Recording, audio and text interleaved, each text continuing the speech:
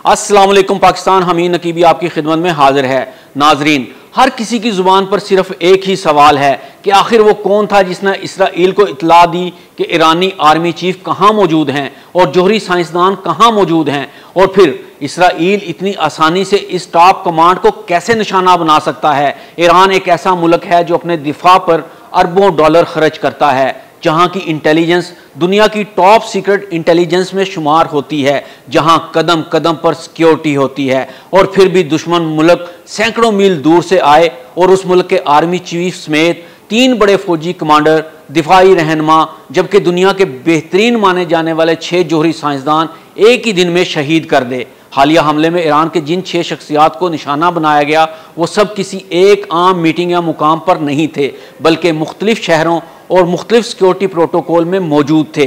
मगर इसराइल को कैसे पता चला कि आर्मी चीफ कहाँ हैं, रिसर्च एंड डेवलपमेंट के सरबराह किस बिल्डिंग में छुपे हैं, रेवोल्यूशनरी गार्ड के जनरल किस रूट पर सफर कर रहे हैं? ये सादा मालूमात नहीं हैं, ये अंदर की खबरें थी, ऐसी खबरें जो सिर्फ करीबी लोग ही जानते थे। तो आइए इन सवालों के जवाब तलाश करते हैं जो हर शहरी जानना चाहता है। इसराइली हमले में ईरान के 6 अहम शख्सियात शहीद हुई, जिनमें सिक्योरिटी और दिफाई इदारों से मुंसलिक आला अफसरान शामिल हैं। यह हमला न सिर्फ एक अस्करी कार्रवाई था बल्कि एक इंटेलिजेंस ऑपरेशन भी था जिसने दुनिया भर में सवालात उठा दिए। इसराइल की खुफिया एजेंसी मोसाद दुनिया की चंद सबसे खतरनाक इंटेलिजेंस एजेंसियों में शुमार की जाती है। मोसाद की खासियत यह है कि यह सिर्फ टेक्नोलॉजी पर नहीं बल्कि अंदरूनी इंसानी ज़राए ह्यूमन इंटेलिजेंस पर इंसार करती है। अब जिक्र करते हैं कि मोसाद की कुछ मारूफ कामयाबियां जो वो माजी में सिर्फ इंटेलिजेंस की बेस पर हासिल कर चुकी है। 2020 में ईरान के जोहरी साइंसदान मोहसन फखरीजादा को ईरान के अंदर निशाना बनाया गया।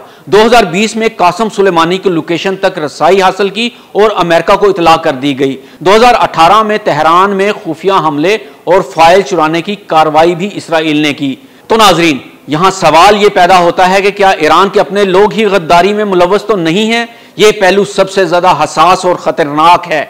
अगर ईरान के अंदर आला सतह पर मुखबरी हो रही है तो यह जाहिर करता है कि मोसाद की सबसे बड़ी हिकमत अमली यही है कि वो माली तौर पर कमजोर अफराद को खरीदती है। ईरान के अंदर कई अकलीतें या हुकूमत मुखालिफ गिरोह मौजूद हैं जो इसराइल से ताउन कर सकते हैं। इसराइल ईरान के मोबाइल नेटवर्क, कैमरों और सैटेलाइट डाटा को हैक कर कर भी अहम मालूमात हासिल करता है। कुछ दोगले अफसरान, फौजी या इंटेलिजेंस अफसरान जो बैरून मुल्क राब्तों में हों, इन पर शकूक बढ़ते जा रहे हैं। अब बात करते हैं कि हालिया स्ट्राइक कैसे मुमकिन हुई। ईरान के आर्मी चीफ और दीगर आला ओहदेदारान की मौजूदगी की दुरुस्त मालूमात इसराइल तक कैसे पहुंची? यकीनन अंदरूनी मुखबिर, कोई करीबी साथी या मुहाफिज मोसाद से राब्ते में हो सकता है, या फिर जियो लोकेशन डाटा लीक हो सकता है जिसके तहत जीपीएस मोबाइल या गाड़ियों के सिग्नल से मुकाम की निशानदही हो सकती है। ड्रोन या सैटेलाइट निगरानी भी हो सकती है। इसराइल की जासूसी सैटेलाइट और ड्रोन्स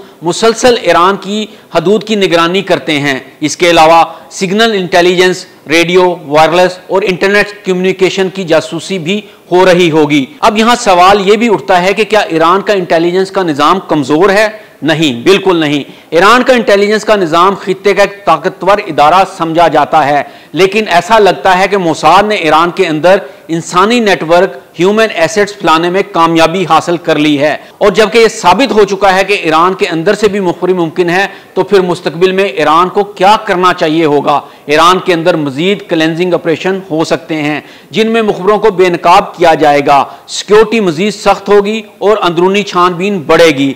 ईरान इसराइल के खिलाफ जवाबी हमलों का भी इंदिया दे सकता है, जैसा कि माजी में हुआ। ईरान इसराइल के खिलाफ भरपूर जवाबी हमलों का इंदिया दे चुका है।